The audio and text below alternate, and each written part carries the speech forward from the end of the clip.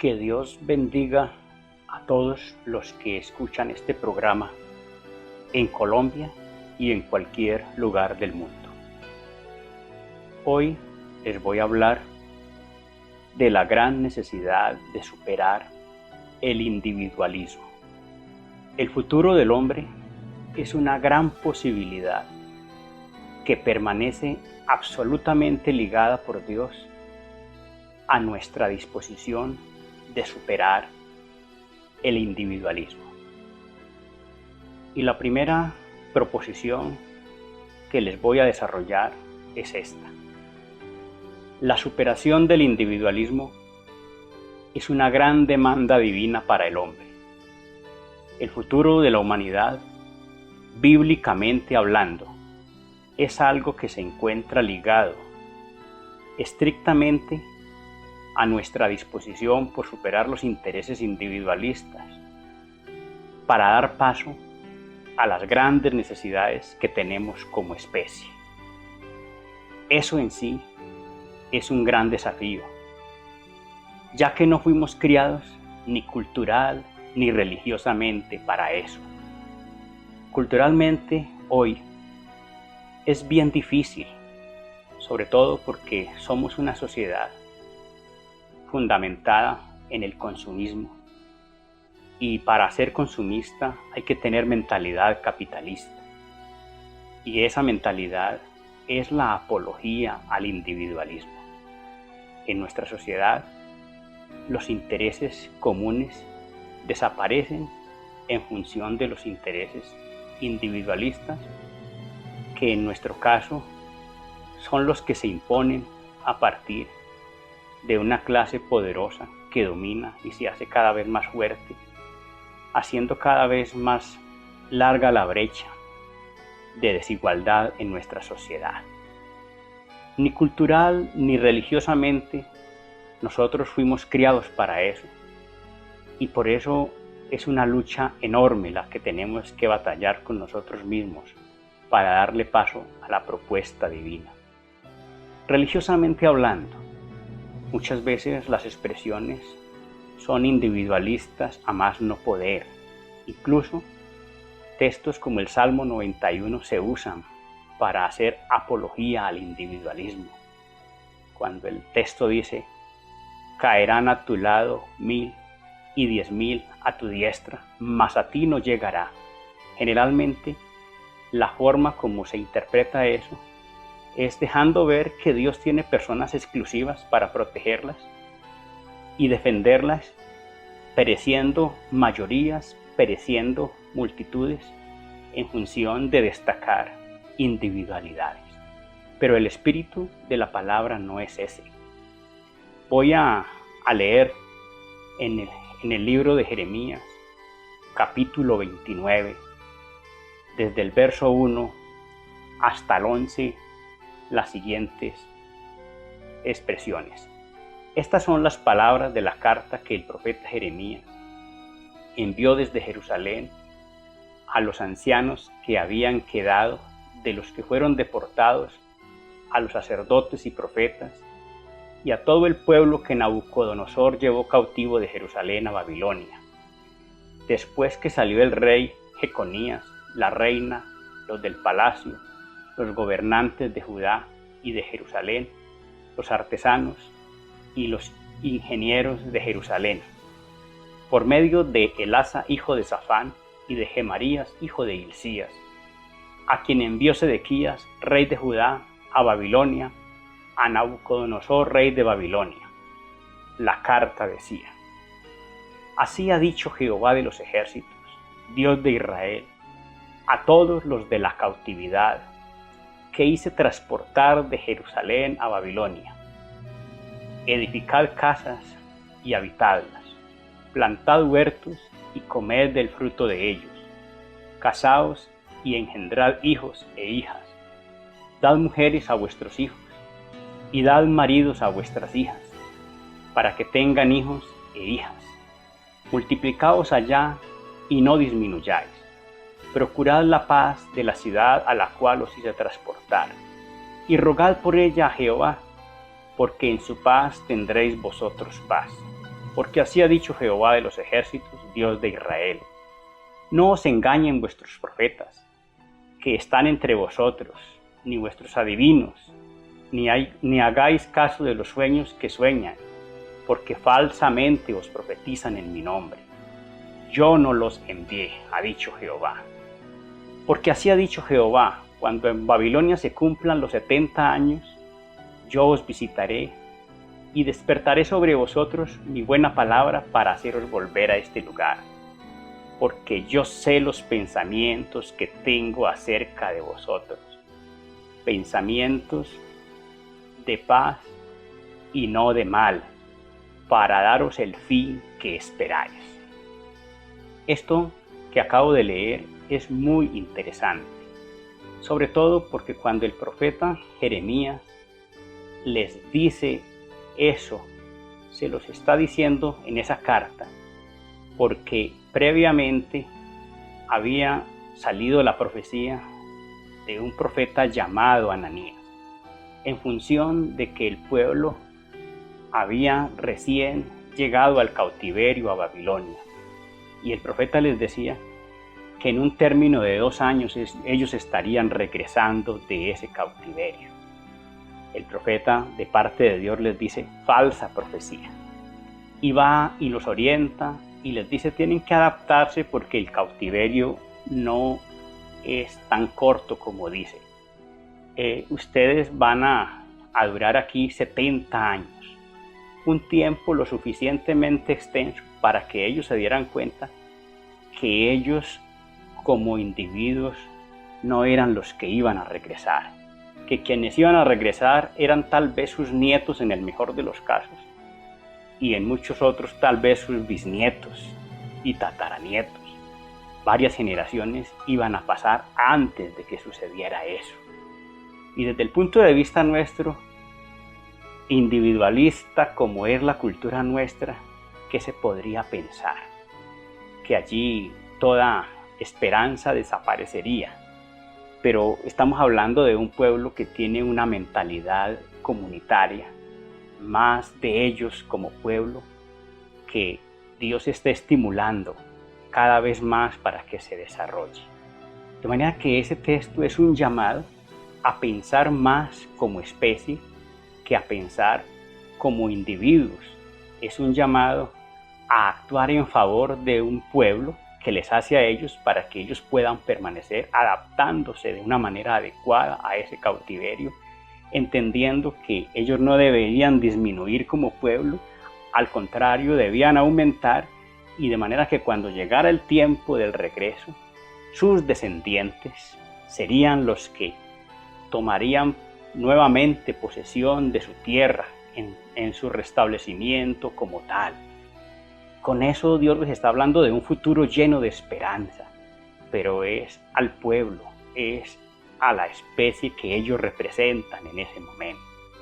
De manera pues que ese texto nos va orientando y nos va dejando ver que es un llamado a derrotar dentro de nosotros mismos el egoísmo, todos los intereses personales, para que prevalezcan los intereses de una comunidad. Mi segundo punto de esta reflexión es el siguiente: la superación del individualismo es el principio que engrandece la humanidad. Luchar contra el individualismo es un gran sacrificio para cualquiera de nosotros, sobre todo por la formación que tenemos, pero es una necesidad, ya que el verdadero sentido de lo individual está ligado a nuestra experiencia comunitaria. Los invito a leer Romanos capítulo 12. En Romanos 12 encontramos lo siguiente: por tanto, hermanos, os ruego por las misericordias de Dios, que presentéis vuestros cuerpos como sacrificio vivo, santo, agradable a Dios, que es vuestro culto racional. Se inicia pues esta lectura teológica mostrando que hay una demanda de sacrificio, que hay un sacrificio vivo que realizar, como mostrando que es el sacrificio válido delante de Dios. no el sacrificio de cosas ni el sacrificio de animales como según se desarrollaba en la ley de los hebreos. Aquí estamos hablando de un sacrificio con sentido vocacional, que habla de vuestro verdadero culto como una actitud mental válida delante de Dios, una condición de corazón. Y sería más o menos así: no os conforméis a este mundo, sino transformaos por medio de la renovación de vuestro entendimiento. Hay que cambiar esa mentalidad, hay que contrariar al mundo con su actitud individualista. Hay que entender que eso no nos lleva a nada bueno, que eso es una catástrofe para la humanidad, que eso nos está llevando a la desaparición de los propósitos de Dios, y por tanto hay que transformar nuestra manera de pensar. Y de esa manera podemos comprobar cuál es la buena voluntad de Dios, agradable y perfecta. En términos prácticos, ¿cómo es eso? Versículo 3. Digo pues por la gracia que me es dada, a cada cual que está entre vosotros, que no tenga más alto concepto de sí que el que debe tener, sino que piense de sí con cordura, conforme a la medida de fe que Dios repartió a cada uno. Directamente es un ataque contra el individualismo, dejándonos ver que nosotros debemos vencer en nosotros mismos esa tendencia a vernos por encima de los demás. No es objetivo, no es cordura. Allí utiliza ese término: piense de sí con cordura, conforme a la medida de fe que Dios repartió a cada uno, entendiendo que el texto nos llama a vernos de una manera corporal. Lo que dice el versículo 4 en adelante aclara: de la manera que en un cuerpo tenemos muchos miembros, pero no todos los miembros tienen la misma función. Así nosotros, siendo muchos, somos un cuerpo en Cristo, y todos miembros los unos de los otros. En otras palabras, el verdadero sentido de mi individualidad lo da mi capacidad de verme como parte de una estructura corpórea a la que pertenezco. Esa estructura cristianamente se llama Cristo, el cuerpo de Cristo, al cual pertenezco si estoy en capacidad de verme como miembro de una comunidad que conforma ese gran cuerpo del cual Cristo o Jesús es nuestra cabeza. Y en términos prácticos, dice el versículo 6, tenemos pues diferentes dones según la gracia que nos es dada. El que tiene el don de profecía, úselo conforme a la medida de la fe. El de servicio, en servir. El que enseña, en la enseñanza. El que exhorta, en la exhortación. El que reparte, con generosidad. El que preside, con solicitud. El que hace misericordia, con alegría. La bendición de servir a los demás. La bendición de verme parte de una estructura en la que adquiere sentido mi individualidad. En otras expresiones o en otros textos de la Biblia, el apóstol Pablo utiliza esa misma idea en una de las cartas a los Corintios, hablando de que si yo soy mano, pues ese sentido de la mano lo conservo si estoy unido al cuerpo. Si soy pie, el sentido del pie lo da el hecho de que permanezca unido al cuerpo. Una metáfora muy interesante de lo que debe ser nuestra ubicación en esa mentalidad no individualista que me permite verme como un cuerpo. Es muy interesante pues porque esto nos llama a ser responsables con ese sentido corporal. Llama poderosamente la atención en este tiempo de dificultad cómo hay personas que religiosamente manejan muy mal la idea, ¿no? Con frecuencia esos espiritualistas que se exponen irresponsablemente diciendo que ellos tienen mucha fe y por eso no les va a dar el coronavirus, y llaman a los que no hacemos lo mismo diciéndonos que no tenemos fe, que no creemos en Dios. Recientemente me pasó algo así con una persona joven que cada vez que abro la ventana para mirar siempre tiendo a verlo en la calle actuando irresponsablemente, y me dijo a mí que si yo no salía era porque yo no tenía fe. De manera que esa visión de que a ellos nada les va a pasar, esa visión de que ellos son héroes, esa visión de que ellos son superiores, es una visión irresponsable con la necesidad de una comunidad, y esa es la negación del verdadero espíritu de Cristo. Muy llamativo todo esto para mostrarnos que hay una gran necesidad de que nosotros renunciemos al individualismo y entendamos que es un llamado de Dios a ver la grandeza de la experiencia comunitaria. Por eso el último punto, la superación del individualismo es el camino que nos conduce a la eternidad. Teológicamente, la lucha contra el individualismo es un acto de fe que nos permite ser parte del gran programa divino que desde antes de la fundación del mundo nos trazó la dirección que nos garantiza la permanencia para siempre. Voy a leerles en la carta a los Efesios, capítulo 1, desde el verso 9. Entendiendo que esta parte de la carta a los Efesios, que va desde el versículo 3 hasta el 14, son expresiones probablemente que la iglesia primitiva cantaba como principios fundamentales de su experiencia espiritual. Y en el versículo 9 al 11 dice: Él nos dio a conocer el misterio de su voluntad, según su beneplácito.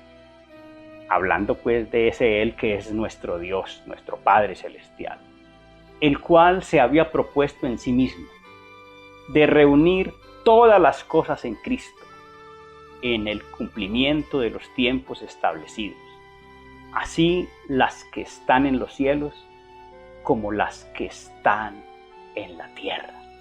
Es decir, eso nos indica que el gran propósito divino es unirlo todo alrededor de Cristo, el gran programa de Dios llamado Cristo para nosotros. Es una invitación a deponer nuestro individualismo para que funcionemos comunitariamente, para que actuemos como especie, de manera que nuestro futuro está garantizado por nuestra capacidad de deponer el individualismo para que funcionemos como especie y así garantizar que la especie permanezca para siempre. El versículo 11 dice: En él asimismo tuvimos herencia, habiendo sido predestinados conforme al propósito del que hace todas las cosas según el designio de su voluntad.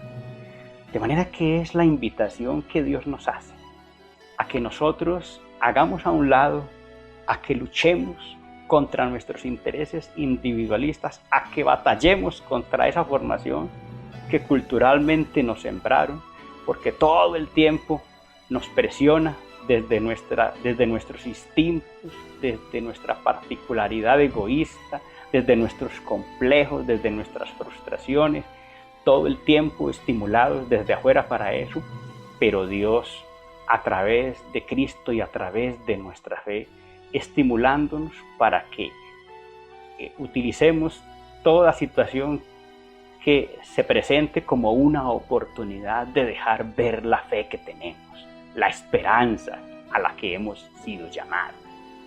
Así que, como conclusión, quiero dejarles esta frase: enfrentarnos a la tentación del individualismo es un acto de amor y de fe que se realiza porque tenemos la maravillosa esperanza de permanecer para siempre. Vamos a orar y vamos a darle gracias a Dios por la oportunidad que nos ha dado de recibir su palabra, y vamos a pedirle que nos ayude a poner en práctica estas cosas.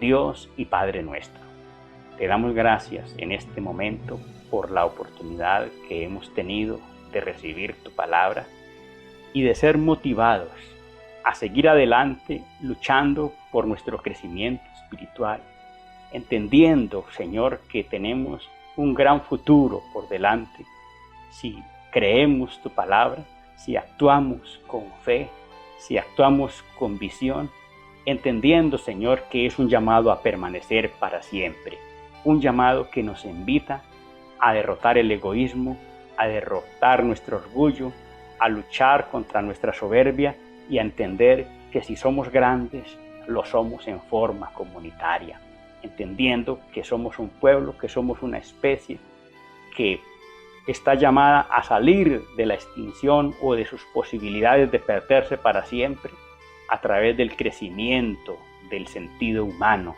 la lucha contra nuestro individualismo. Ayúdanos, Dios mío, estamos en tus manos. En el nombre de Jesús. Amén.